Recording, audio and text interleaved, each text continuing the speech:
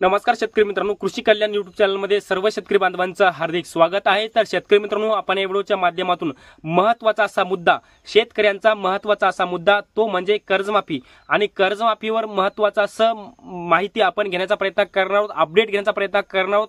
कारण की अजित पवार, राज्याचे उपमुख्यमंत्री अजित पवार साहेबांच्या माध्यमातून जे काही एक कार्यक्रम घेण्यात आलेला होता, त्यांनी कर्जमाफीवर भाष्य केलेलं आहे। आता त्यांच्या माध्यमातून कर्जमाफीवर कोणतं भाष्य केलेलं आहे, परंतु कर्जमाफी संदर्भात ते काय बोललेले आहेत, याचबरोबर इतरही माहिती आपण कर्जमाफी संदर्भात घेण्याचा प्रयत्न करणार आहोत।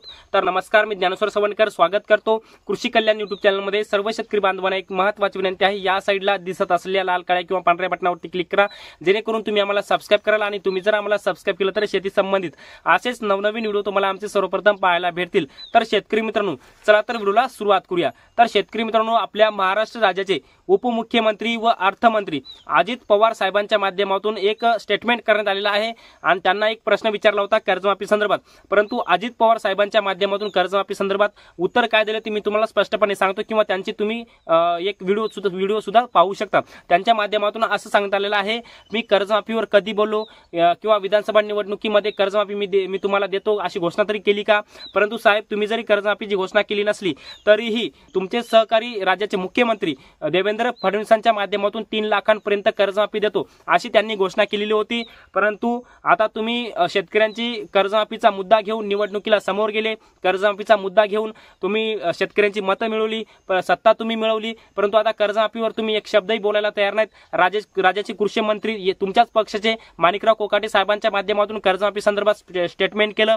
त्यांनी सांगितलं की राज्याची आर्थिक स्थिती सध्या बरोबर नाहीये, त्यामुळे 4 ते 6 महिन्यामध्ये राज्याची आर्थिक स्थिती बरोबर झाल्यावर आम्ही शेतकऱ्यांना कर्जमाफी देऊ, असं राज्याचे कृषी मंत्री माणिकराव कोकाटे बोललेले आहेत। याच्याही पुढे त्यांनी बोललेलं आहे की हा कर्जमाफीचा विषय आमच्या कृषी विभागाकडे येत नसतो, तो सहकार विभागामध्ये येतो, त्यामुळे आम्ही कर्जमाफी संदर्भात तो सहकार विभागाचं काम आहे। परंतु तरी कृषी मंत्री या नात्याने त्यांनी ते उत्तर दिलेलं आहे।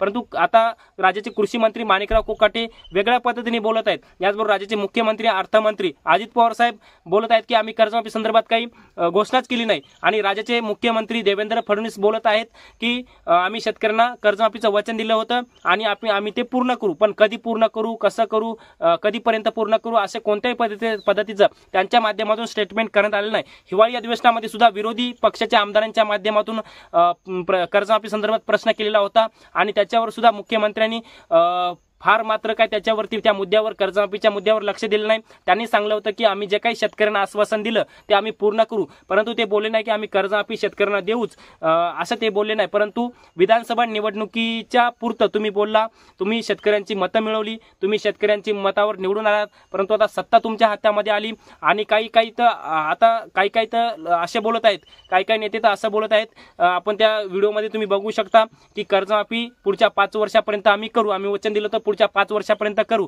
आता तुम्ही हे लक्षात घ्या, शेतकऱ्यांची आर्थिक स्थिती मोठ्या प्रमाणामध्ये ढासळलेली आहे, शेतकऱ्यावर मोठ्या प्रमाणामध्ये संकट आहे, त्यामुळे शेतकऱ्यांना कर्जमाफीची खूप नितांत आवश्यकता आहे।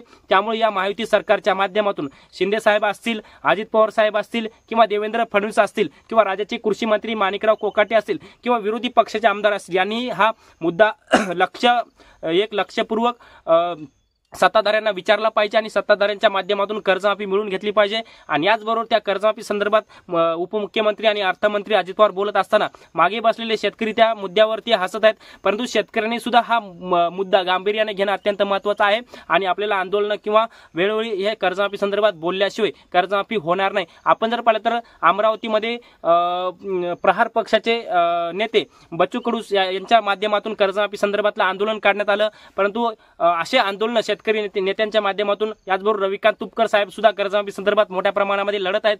त्यांना आपल्या शेतकऱ्यांनी साथ देणं अत्यंत महत्त्वाचं आहे।